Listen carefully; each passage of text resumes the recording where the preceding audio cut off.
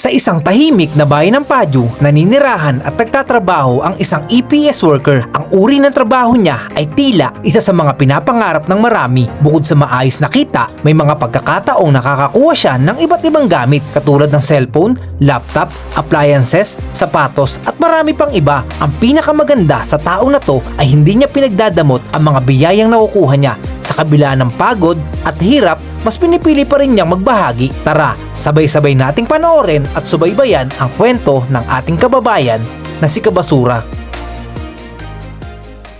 Welcome mga kabasura. Tara, papakita namin sa inyo na kaibigan natin na si Royce, yung tambakan ng mga damit dito sa amin. Ayan, gabundok ng damit mga kabasura. So ayan, dito tambakan ng mga damit na tinatapon. Lahat ng klase ng damit nandito. Panglamig, pang summer, original o hindi. Lahat yan nandito. Tapos dito naman, syempre hindi lang mga damit, lahat ng klase. May mga bags. Ito mga bags to. Ito naman mga sapatos.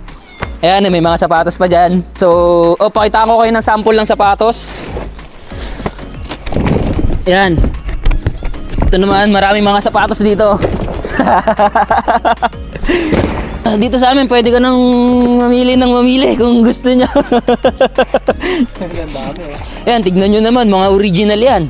So binibenta mo na rin yan? Oo, ginagawa ko tong negosyo. Siyempre, nandito na sa harap ko eh. Papalampasin pa ba natin? Tapos yung iba, pinamimigay mo na? Oo, yun. Dito rin ako kumukuha ng mga pinamimigay natin sa mga supportive nating mga taga-suporta. Sobrang dami yan. Mga original shoes. Lahat yan, mga original. Hindi naman pala lahat, pero karamihan original shoes. Kasi dito, halos tinatapon na lang din yung mga pinaglumangan Minsan nga talagang hindi luma eh. Jordan, no? Minsan nga bago pa talaga eh. Tapos dito naman ang tambakan ng mga appliances, no? Dito naman bumabagsak yung mga tinatapon din ng mga Koreans dito sa atin. Nagtatapon sila, tapos dito bumabagsak yung mga appliances nila. Ito, ang dami. Gabundok, no? Gabundok. Parang ginto. Kita nyo, dami, no? Di ba? Ganyan kataas. Iba-iba rin yung mga tinatapon dito, hindi lang appliances. Meron ding mga panggolf, yung mga saklay. Meron dito mga vacuum, aircon, oven, speaker. Dito maraming TV rito, papakita ko sa inyo. Ito, mga TV, ayan, daming TV.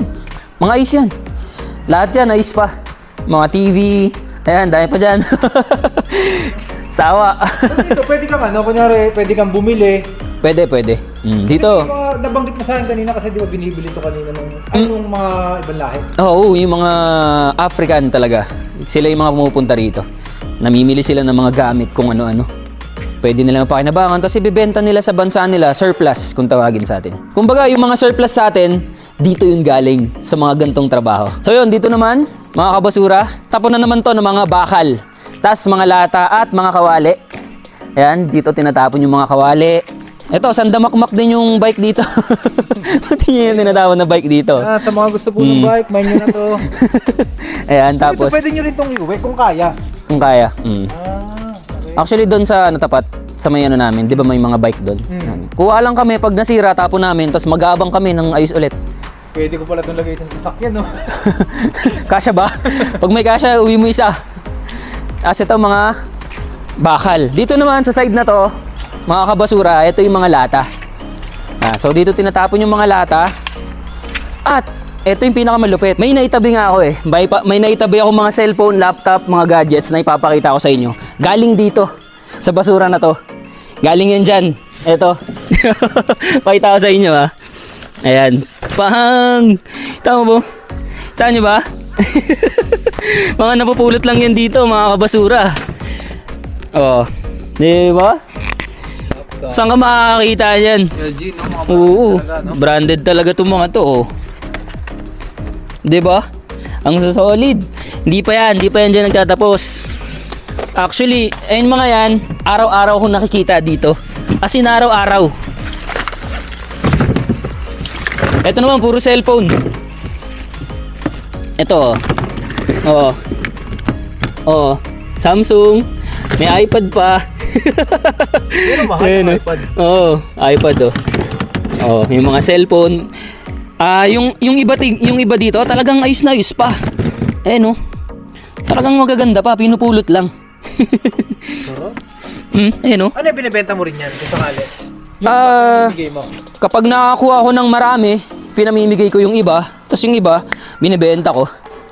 Ano lang, balance. Pagkatapos ng ipakita ang kanyang workplace, napag-usapan din namin kung paano nga ba siya nakarating sa Korea at kung ano yung mga pinagdaanan niya bago siya nakarating dito. Ay po, mga kabasura. Ako po si Basurero TV. Dito ako nagtatrabaho ngayon sa Gyeonggi-do, Paju. At 8 years na ako dito sa South Korea. Kwento, medyo madugo, nakakaluha. Kwento ng siyempre, naniniwala ako na na lahat ng mga nagtatrabaho dito sa South Korea may kanya-kanyang kwento ng sakripisyo yan. Maririnig nyo ngayon yung kwento ng sakripisyo ko. Pumunta ako dito sa South Korea way back 2016. So, habang nag-aaral ako ng Korean language, at the same time nagtatrabaho ako sa isang pabrika sa amin. No? Napakahirap nun kasi panggabi ako nun, nung mga oras, mga panahon na yon. Papasok ako ng 6 ng gabi, tapos lalabas ako ng 6 ng umaga. So, pagtapos ko ng trabaho panggabi, 12 hours, pahinga ko lang 1 oras, alas 7. Pag uwi ko sa bahay, alas 8, papasok na ako sa school. Biruin mo yung puyat na puyat ako. Tapos, wala Gusto ko talagang guminawa yung buhay namin, kaya nagsakripisyo talaga ako. Tapos, tuloy-tuloy na, nag-exam ako, nakapasa ako. Tapos, maraming nangyari, mga sakripisyo. Sobrang hirap, pero awa ng Diyos, ngayon nandito na tayo. Balaglag yung mga latay, etc. Kawali. Kawali, papakita ko rin sa inyo. Pupunta rito yung lata. Pera dito, mga alahas. Oo, pera, alahas, kahit sobra. Lahat nga nang hindi mo may imagine na mapupulot lang, andito lang. Naakyat yan dito, tapos tatapon namin yung mga kawali. Doon. Dito natin itatapon yung mga kawali. Pagdating ko dito, talagang basurero na tayo Yun na. Simula nun, hanggang ngayon, dito lang. Basura, kabasura. Saan galing yung ideya? Yan. Diyan. Diyan galing yung salitang kabasura. Basurero TV, basura. Kwento, wala namang something na importante, something na meaningful. Obvious lang. Ngayon sa bahay ko, meron akong 75 inches Android TV na napulot ko lang dito. Marami pa kagaya ng cellphone, laptop, basta kung anong gamit na hindi nyo mai-imagine na napupulot lang. Nandito lang yan sa amin. Napupulot lang talaga. So dito namin tinatapon yung mga kawali namin. Siyempre yung mga pangit na, tinatapon na lang namin. Pero yung mga magaganda pa yun, binibenta ko at pinamimigay ko rin sa Pinas. So ayun guys, ito. Pinoy tayo Diyan niya kinukuha yung mga pinamimigay nila sa yung kawali. Kabasura. May pa rito. Electric kettle. Mga kawali, kaldero, non-stick. Ayan Ito na yung pinipili lahat. Tapos ito, may mga stainless din.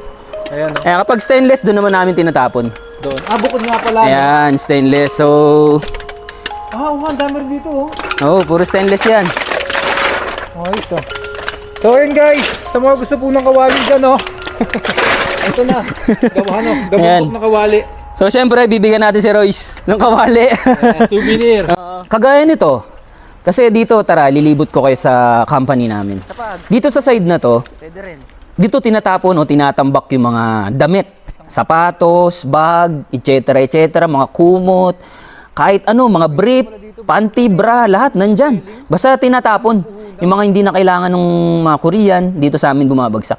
Tapos dito naman sa side na to, eto naman yung tambakan namin ng mga yung mga appliances na hindi kailangan ng tao galing sa apartment, dito tumatambak May mga truck kami na kinukuha yung mga gamit na yon.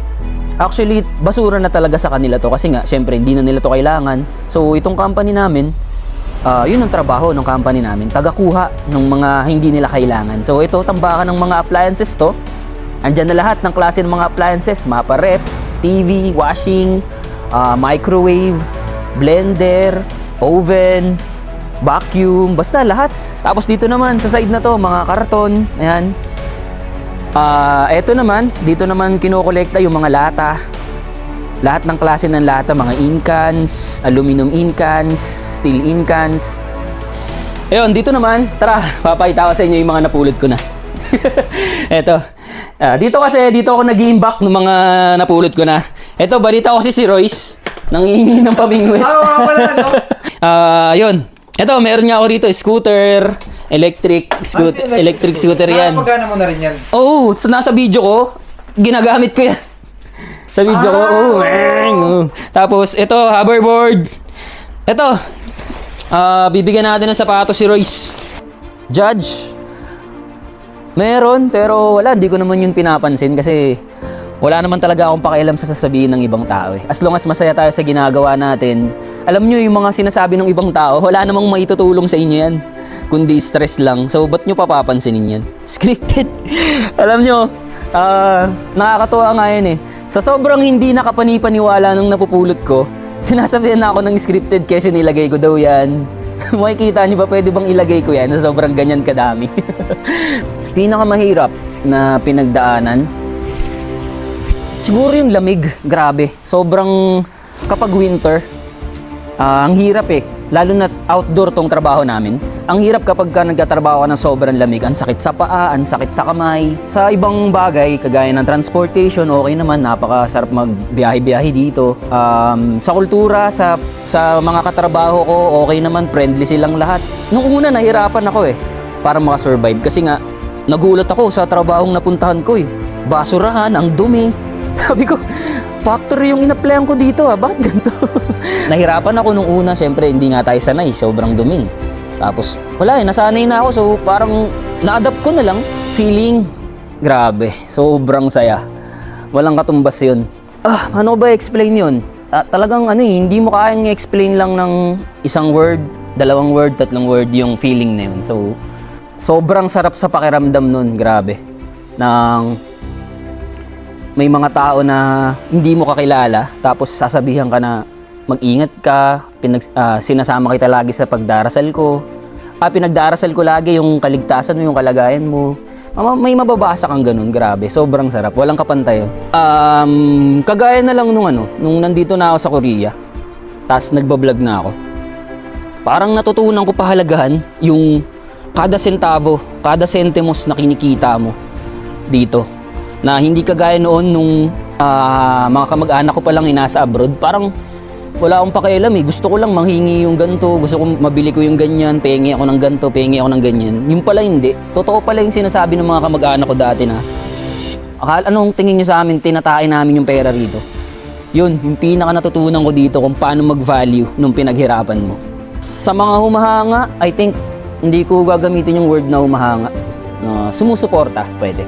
Sa mga sumusuporta sa akin, siyempre maraming salamat, no? Kung wala kayo, of course, wala ako. Siyempre, kayo naman yung bumubuhay sa akin dito eh. Galing sa inyo lahat ng ginagawa ko, kaya para sa inyo lahat yung mga gagawin ko pa. Sa mga aspirant na gustong magtrabaho dito, i-real talk ko kayo Alam niyo hindi madali pumunta rito, mga kabasura, hindi. Sobrang hirap.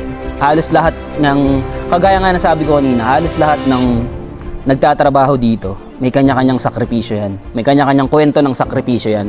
Kaya ikaw, gusto mong pumunta rito para magtrabaho, tapos yung eagerness mo ay ganito lang. Hindi ka welcome dito, bro. Yung mga nandito is talagang may pangarap na nandun. Kapag ka gusto mo lang magtrabaho, wala, hindi ka papasa rito, bro.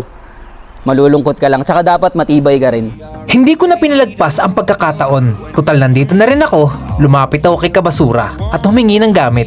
At gaya ng inaasahan ko, hindi niya ako binigo. Total naman, nandito na rin ako kay Kabasura. Manghihingi na ako ng mga gusto kong gamit. Una dyan, yung kawali, yung mga sombrero, yung mga relo. Tatry lang natin manghingi. Bro, ikaw na bahala. Random to guys. Tara rito sa bahay ko. So sabi ko sa kanya kanina, kung pwede bang humingi ako ng bike? Sabi niya naman sa akin, No problem. no problem, kunin mo kung anong gusto mong kunin. Ayan no. Tara, bitbitin na natin ito. Papunta sa kotse mo, bro. Yun. Ingat. Pasok mo dito sa Angas oh. Di ba? Wala pa naman akong ganitong kulay. Thank you bro ah. Salamat. Ayan guys, oh, pinapipili niya tayo ng sombrero. Baka gusto mo to. Kay Padi yan eh, Padi. magtatampo yung Padi. Akala mo ba? Shoutout pa di. Nasa collection ko na. Ito Nike, pwede. Sige. Kahit pa dyan. Ah, thank you. Solid guys oh. Gusto na gamit yan. Nike. Meron ako ditong nakita na Dami. pwede ko ibigay sa'yo na kahit hindi mo na ipagawa. Ito. Kasi matik yan bro. Ay, thank you bro. Ano na. Itong maangas. Kinama ko Ano na yan? speaker. Ayun oh. Thank you, thank you. Kanino? Oo nga pala. Ang daming binigay sa atin ni ni Kabasura. Binigyan niya ako ng sombrero, binigyan niya ako ng sapatos, binigyan niya ako ng camping chair, binigyan niya ako ng ihawan. Camping ihawan. Oh, camping ihawan. Kasi ito, mga hiningi ko sa kanya, actually naka-add to cart to sa akin sa Kupang dito sa Korea.